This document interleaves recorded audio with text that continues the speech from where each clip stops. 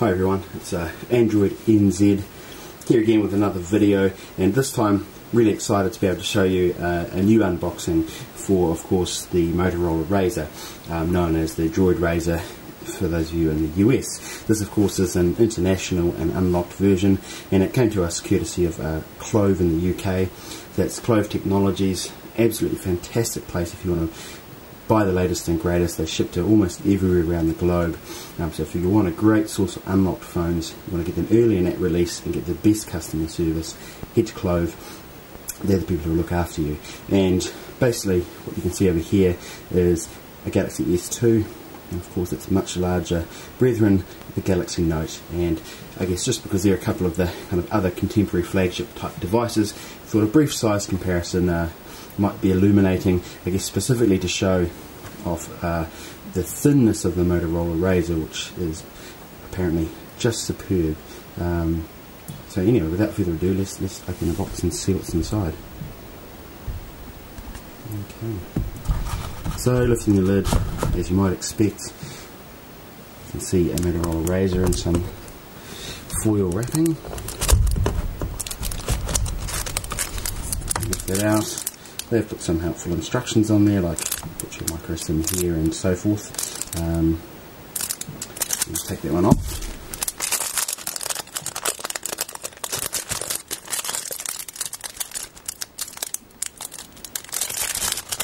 If you can.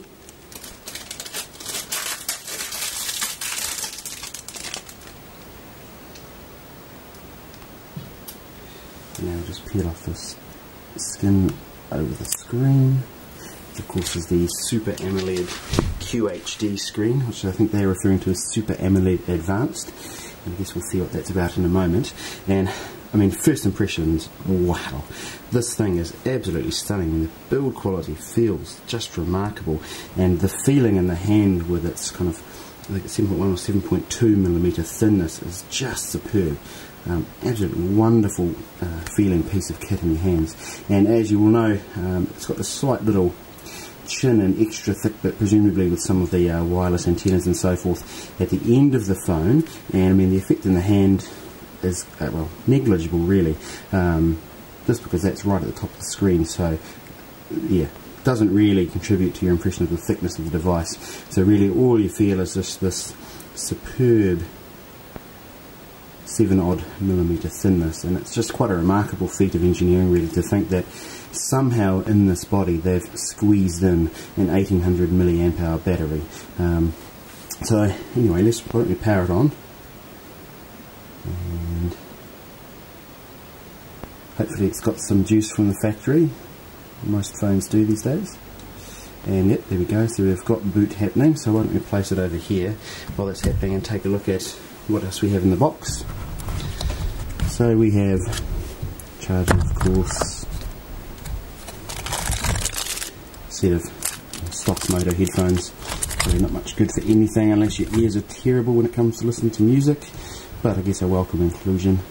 And then of course we have our little micro USB data connection cable. Now I noticed, actually looking at the Razr's connection ports, it doesn't actually have MHL like a lot of the HTC and Samsung handsets have, so you're not going to be able to connect to HDMI via the micro USB port, and instead what they've got here is a micro HDMI port, and I guess it'll be relatively easy to pick up those connections on eBay or similar. So now we're at the setup screen, and I'll just see if we can skip through this. There we go, and just get to the home screens and have a very quick tour around those and see what we think. So it's still going through our setup things here. We'll agree to Motorola's terms of service and keep going. We're nearly at the home screen now. So I mean, not a lot in terms of contents of the box. Why don't we set up Wi-Fi? Turn Wi-Fi on. Scanning, and hopefully we'll find everyone's favourite droid, R2-D2, and then we just take it off screen for a moment and we'll set it up with a password.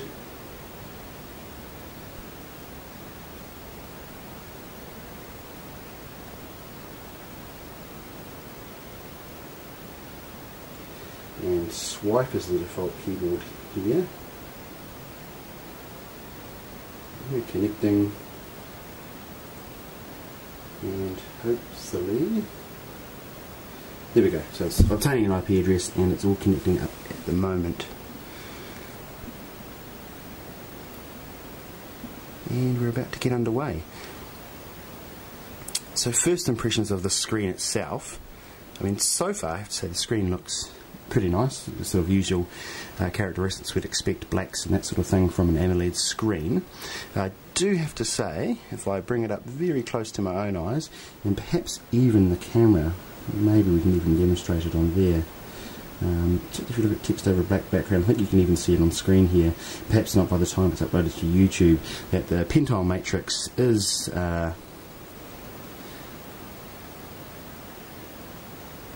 slightly visible,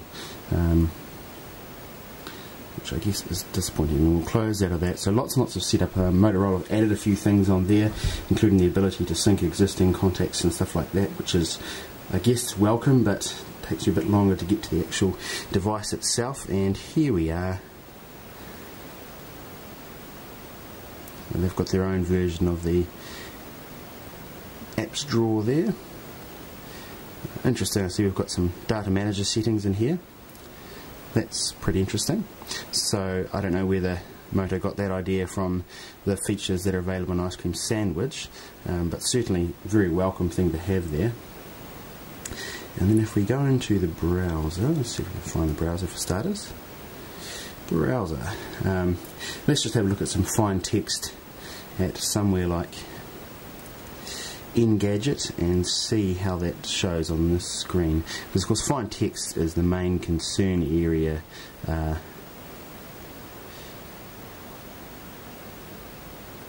for AMOLED screens without the true stripe matrix such as you see in the Galaxy S2. So the Galaxy S2 doesn't have any of these concerns like the original Galaxy S did, and like this Droid Razr may well do. It's going to take you to the mobile page first, which is the usual annoyance with the Android stock browser. I'll just jump quickly into settings and see where the Moto have added the ability to change the user agent, and it doesn't look like it on first blush. No, so I can't see anything there about changing the user agent. Let's scroll down to the bottom. And everything seems nice and responsive in terms of the browser. And I'm sure when we get to the desktop display, I mean, it'll be quite nice in terms of how much it's able to display on the screen, particularly in the landscape orientation. So we're seeing pretty much your desktop type view. At this distance I can actually read that text quite comfortably. If I bring it up to the screen, you'll see it's quite readable.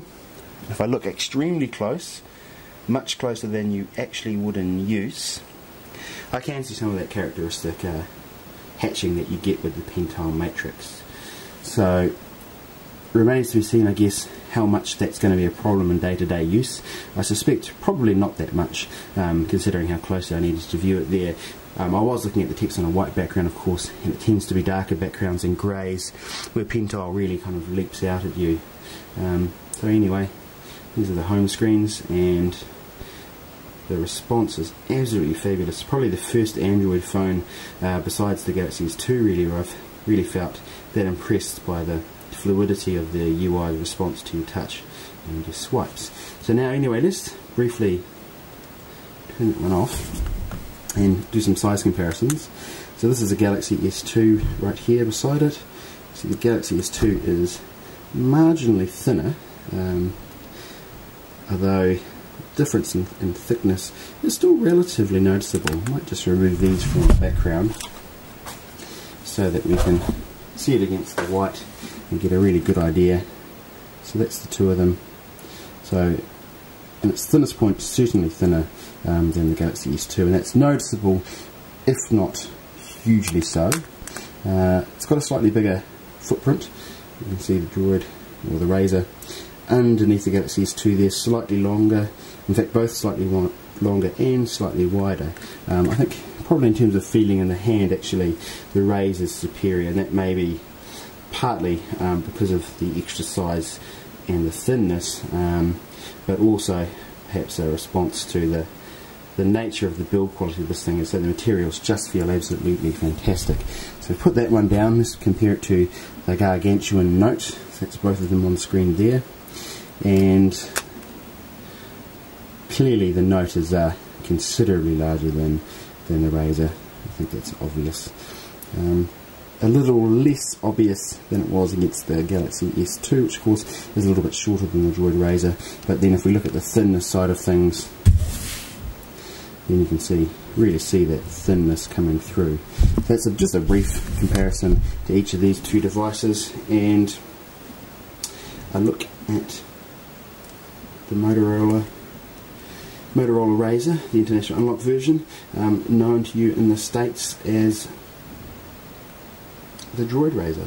And first impressions are incredibly favourable. I really struggle to think that the out-of-the-box impressions of this phone would disappoint everyone. The industrial design and build qualities, the thinness, what they've managed to achieve here is absolutely superb. And as I just still cannot believe that they've got an 1800 milliamp hour battery in here. Just a wonderful achievement, and we'll be doing a full and detailed review of the Droid Razr, or the Razr for the international version, over at the blog androidnz.net, and our editor Onslaught86 is going to be the one having a really detailed look at the Droid Razr. So keep up with him on Twitter for up-to-the-minute impressions and experiences with the device, and of course keep your eyes peeled on the blog androidnz.net. We'll have lots more coverage of this device coming up, including video guides and guides on how to route the Droid, since that's already available, and lots more stuff demonstrating various aspects of its usability. So that's NZ Tech Freak unboxing the Motorola Razr, or the Droid Razr, for androidnz.net, and signing out.